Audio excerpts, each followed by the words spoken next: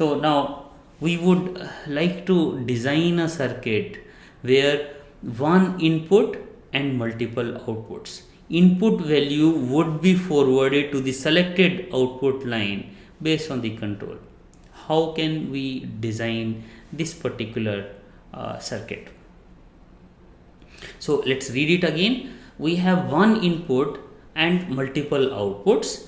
Now the input value, whatever is the input value, 0 or 1, that would be copied or that would be forwarded or that would be connected to the selected output.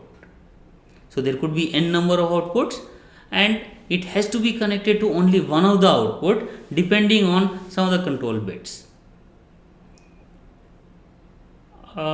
It looks like it's an inverse circuit of multiplexer.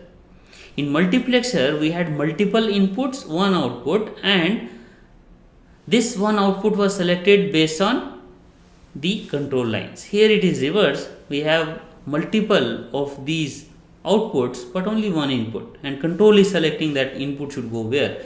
So because it is sort of reverse of multiplexer, it's called, this particular thing is called demultiplexer. In short, we also call it demux. So if 1:8 demux need to be created, then this particular input is x, and I would require 3 control lines. How many control lines would be required? So let's say the number of outputs are n, then the number of control lines has to be log of n, or actually ceiling of log of n base 2. So if there are 4 outputs, then number of control input would be 2. If number of outputs are 8 here, then the control inputs would be 3. Similarly, for more than 8, let's say 10, then number of control signals has to be 4. So if ABC is 0, then this Y has to be copied to this particular first output. So similarly, second output, third output, it all depends on what is the value of ABC. I can also keep it like this, that the Y0 would, if I need to implement this as a Boolean logic, then I will say that Y0 is essentially x dot a dash dot b dash dot c dash.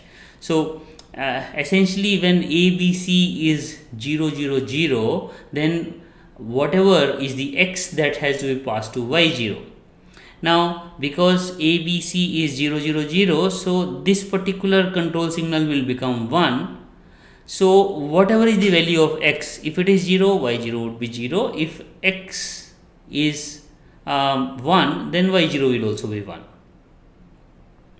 Similarly, Y1, Y2, Y3, Y4. So you can see these are all mean terms. So the mean term 0, mean term 1, mean term 2, mean term 3, 4, 5, 6, 7, and all of them are ended with x. So in this way, we can say the cost of my demultiplexer is actually equal to, if the number of outputs are n, then the cost is equal to n AND gates. Okay. And how many inputs to each AND gate? It depends on number of control lines and input. So the total number of gates would be total number of control line plus 1, that many number of inputs to each of these AND gates. So this is the cost of my demultiplexer. Similar to multiplexer, this is one line multiplexer, so that means it is 1 to 8 demux demultiplexer, but the input size is single bit. There is a good possibility that I can have a similar to multiplexer. There could be a multiple, so all these inputs and outputs could be buses. So that means there could be multiple bits present here. So again remember, so when we are saying multiple bits are present, they essentially means in the terms of implementation, this is multiple copies of this 1 to 8 demultiplexer. It's a simple copy of all of them. Let's say this x is 4-bit input. So in one of these demux, x0 is given as input, in other one x1 is given as input, the other one x2 and x3 is given as input. So whenever we say a vectored or bus based demultiplexer, in circuit it would be implemented as a replicated copies with different inputs. One of the each bit would be given as a different one input to one of these demuxes. Okay, so this is how these demultiplexers can be designed and can be utilized. Now if I have such a standard circuit, I can call, so from now onwards whenever we are designing, we can think of using this particular circuit if required, but where it will get utilized. Usually wherever your multiplexer is used, demultiplexer will also be used on a similar places. So where it is used, so for example your multiplexer is used in routers to connect one of the input to multiple outputs. Now when the packet which is going forward, it will use multiplexer. Whenever packet is coming back, then it has to use demultiplexer. So this way these demultiplexers are used in complementary to the multiplexer. Okay, or wherever we see that this one output has to be forwarded to multiple of the selected inputs, so we have to see that in which scenario this will fit in.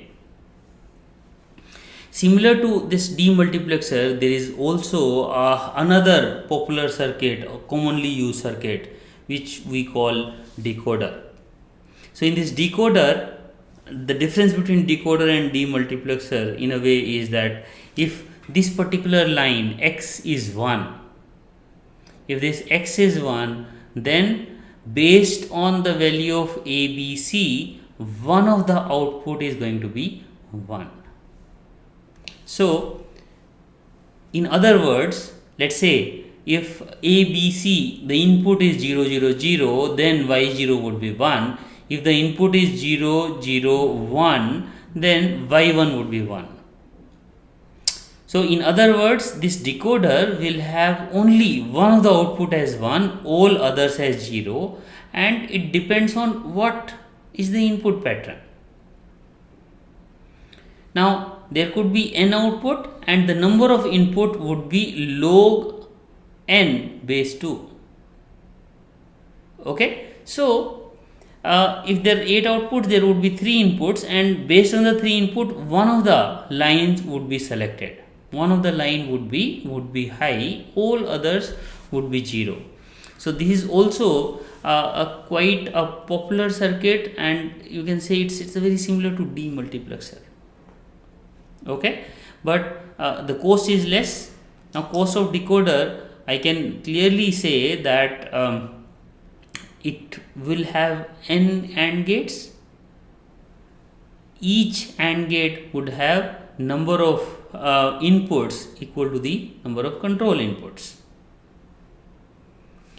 Okay, so this is called 3 to 8 line decoder, and you can see the other purpose, you say you're decoding. So because now you have n numbers, you wanted to select which particular number it is. You have n LEDs, let's say. Which LED to lit, then only let's say there are 16 LEDs, then only 4 bits are sufficient to know that which LED should lit. Okay, so this way this decoder can help us in identifying which number it is. Each number is represented as a different wire. Now to see the utilization and how these encoders, how these decoders, multiplexers, demultiplexers could be utilized, let us take one design example. So with this design example, let's try to understand which one to be used, how to be used. So in this design exercise, let's try to understand what this question is. So we are assuming that we have a special kind of a hardware. The hardware can store 1 bit of data, and let's call this hardware as a memory cell. Now you can see this memory cell could be an electronic circuit, could not be an electronic circuit. It is saving one bit of data. You see whatever you call memory. So some of these memories, they store data in form of magnetic polarity. Some optical discs store it in terms of light, whether there is a cavity or there is no cavity. And if we are storing this value as a charge, if there is no charge then 0, if there is a charge then it is 1, then we can call it a memory cell. So let's not go into the implementation internal of this memory cell, but we say that there is a hardware which can store one bit of data. How to read it? So this particular memory cell will have one output R. So this R, if we see, it always reflect whatever is the whatever inside value is there. If inside value is 1, then R will always be 1. If inside storage is 0, then R would be 0. Okay, and there as an input, so we should be able to write this memory cell.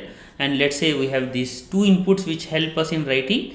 If E is 0, so if E is 1, whatever is the content of W, that will get written to memory cell. But if E is 0, then nothing happens. So that means whatever is the content of W will be written into this memory cell only and only if E is 1. Otherwise, W does not will not be written to this memory cell. So essentially it's a control. E is a control signal or enable signal, which says that whether this memory cell has to be written or should not be written. So this way we should be able to control what to be written to these memory cells, what not to be written. So this is the basic entity we are assuming that this is given as an input. Now the design exercise is we want to design a memory which has 16 such memory cells. Now because there are 16 cells, we can access them using 4 bits. Let's say the bit address is 000, then I can access cell number 0. Similarly, bit address 001, then 0001, then I can access cell number 1. So along with this address, we also have if W is 1, then data in would be written to that particular memory cell to which this address is mentioning. And otherwise, this address will always give out whatever is written in that particular address, in that particular memory cell. So in other words, if my W is 1, then data in will go to that particular address. If W is 0, then whatever address is given, that data out will read out from that particular memory cell to whatever this address is pointing to. Now I want to design such a circuit which will do this functionality. Okay, so whenever we are designing a circuit, it's always better that first we clearly draw such kind of a diagram which clearly segregate what is input, what is output. Here we know that data in is 1 bit input, data out is 1 bit output, and address is a 4 bit input, W is also 1 bit input, and inside this there are 16 memory cells which has a description like this, that which has two inputs. Each cell has 2 inputs, W and E, and 1 output R. Now how to design this? So for designing, the first step is we have to see what would be the input and output, what is going to be their parameters, like what are the sizes of input output. The second is to describe the functionality clearly. So here we see there are 2 functions this particular circuit is performing. One function is read, so that means data out will read given an address. So given an address, it will go to a particular memory cell, and whatever is the value there, it will read out, it will go into data out. It should be connected to data out. While the other functionality is write, so that means data in should be written to a memory cell. Which particular memory cell? Whichever is the given by address. And data in would be written if W is 1. Now, given this functionality, let us think out that if I need to design, how should I go about it? Since we have studied this multiplexer, demultiplexer, decoder, then mind is forcing us to think that possibly we have to use any of them. Maybe we were supposed to use tri-state buffers also. So now let's first consider write. So in case of write, what do I want? I have one input data in, and that particular input data in I have one particular input data in, and that particular input has to go to any of the one of the 16 memory cells based on address. So it looks like that it's good to use the first thought is coming that I should use demultiplexer. Now in case of demultiplexer, what would happen that my data in would be given as an input, and my control would effectively be the address. It's a 4-bit address, and whatever are the output, 16 output of my demultiplexer, so all of them I should be connecting to W0, W1, W15 up to W15. What does it mean? It means that if my address is, let's say, 0000, yes, and then whatever is data in, that should go to W0. So if data in is 0, then W0 will become 0, and data in is 1, W0 will become 1. What would happen to all others? W1, W2, W15, all of them will also be 0 if the address is not selecting that particular W. So, or that particular memory cell. So if that particular memory cell is not selected, then those inputs would be 0, and data in will go to W0 or a particular cell if that particular address is 1. So there are two issues here. One, that we still have to generate E signal or enable signal of each memory cell. Okay. The second is that because of this demultiplexer, using of demultiplexer, all of these W values are either 0 or 1. It depends on the address. Okay. So it looks like a duplicate effort. So because I also have to first of all generate my enable signal. The second thing that whatever is my data in is going to a particular W, it become sort of unnecessary. So rather than that, what if I do? So then we have to discard this, and what we have to do is, if we focus on generating enable signal rather than W signal. So what we'll do is we will connect this W of the final interface, memory interface, 16 cell memory interface. The W, we remember, is if it is 1, then it would be written. If it is 0, it won't be written. Now this W would be used to generate the enable signals, and address is used to do a demultiplexing.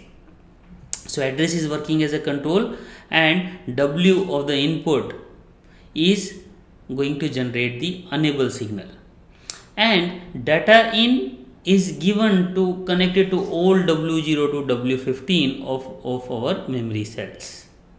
So this way, what we are able to do, that this control signal or enable signal is generated using the write, using this 1 to 16 demultiplexer. Now let's think that can we use decoder here? Decoder, perhaps it can be used if we use this address. If we use address as an input to decoder, then there would be 16 output, of course, and now those 16 output has to be ended with the write, so that if write is 1, then only that particular unable signal will be 1, otherwise it has to be 0. So that's how we have to think rationally. We have to see that which particular circuit can be used so that my end requirement can be met. Now similarly, this unable signal would be generated using a demultiplexer where input is W and data in is connected to all W0 to W15 signals. What about read functionality? Read, we can see that in read what we are doing, that data D output from memory cell is always available, so we simply have to read based on the address specified and we can always read it. So simply we can have 16 to 1 mux where address can work as a control and D0 to D15 could be connected to input of my multiplexer, and then I can say my output is data out. Here the specification was more or less clear. There was less confusion because it was clear that I have to get the output from one of those memory cells. So there are 16 inputs and out of that I have to select one. So I can use multiplexer here. Overall, the complete design would look something like this, that there has to be 16 memory cells. Overall design would be, there would be 16 memory cells, let's say starting from M0, M1 to M15. Now first of all the data in signals, like there would be if we remember that my memory cell has 3 inputs, W, enable and D. So all the W signals would be connected to data in. Now the question is, if I am writing data into all the W signals, then to whom this particular data signal would be read, would be written. Now this W would be written to only that particular cell where enable is 1. Okay, so enable would be 1, so there would be enable signal. These enable signals are essentially coming from my demultiplexer. So this demultiplexer address is given and the write of the input is given, right, the control signal is given as a demultiplexer. So all the enables would be determining that which particular write will be, which particular data in would be written to memory cell. Now D here, all of them are connected to my multiplexer, and then address is determining that which particular one would be given as a data out. Let us say there is a further condition that I have to read only if my control signal is 0. In that case, I can have this multiplexer which would have either enable signal as an input. So but we can always discard, we can say that this data out we are not going to read, so we can have another AND gate here that this data out would be read only if my data, my read signal is 0. Okay, so this is how, like, whenever a design question is given, we have to think over it. We can break it into smaller functionality and we can work on all those functionality independently to come up with a complete design. So the summary of this lecture is that we have learned about how the signals are connected, what could be the solution if we have to connect multiple of the outputs to the same input. So that was suggested as a tri-state buffer. And then we have seen that how demultiplexers can be utilized or how decoder can be utilized. Okay, so one more thing which we have learned, that in our digital circuits, our final output should be either 0 or 1.